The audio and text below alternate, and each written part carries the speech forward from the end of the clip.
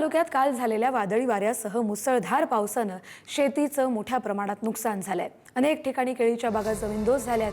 फळबागांनाही मोठा फटका बसलाय। अचानक आलेल्या नैसर्गिक आपत्तीमुळे शेतकऱ्यांचं मोठं आर्थिक नुकसान झालंय आणि याच पार्श्वभूमीवर राज्याचे कृषी मंत्री दत्तात्रय भरणे यांनी नुकसानग्रस्त भागांचा दौरा करत थेट शेतकऱ्यांच्या बांधावर जाऊन परिस्थितीची पाहणी केली आहे। उन्मळून पडलेल्या केळीच्या पिकाची प्रत्यक्ष पाहणी करत त्यांनी शेतकऱ्यांशी संवाद साधला। त्यांच्या अडचणी जाणून घेतल्या आणि पंचनामे करून शासनाकडून मदत मिळवून देण्याबाबत प्रशासनाला आवश्यक त्या सूचनाही दिल्या आहेत।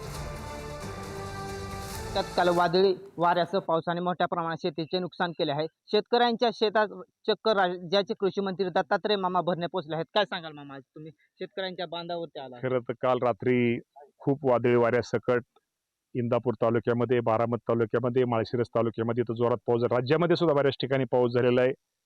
खूप मोठं शेतकऱ्यांचं नुकसान झालेलं आहे।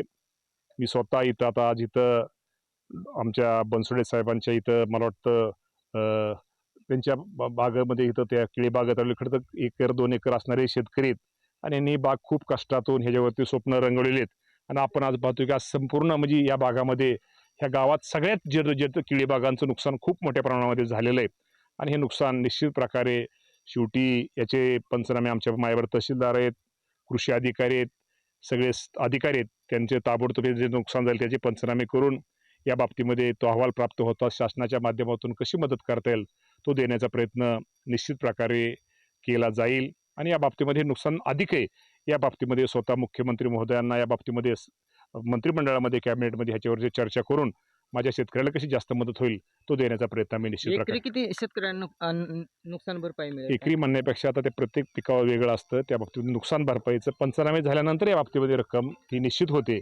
त्या बाबतीमध्ये जेवढं शेतकऱ्याला मदत करायला जास्तीत जास्त करा तेवढं आम्ही करू। आपल्यासोबत राज्याचे कृषी मंत्री दत्तात्रय मामा भरणे होते। इंदापूरहून विशाल भोंग, पुढारी न्यूज।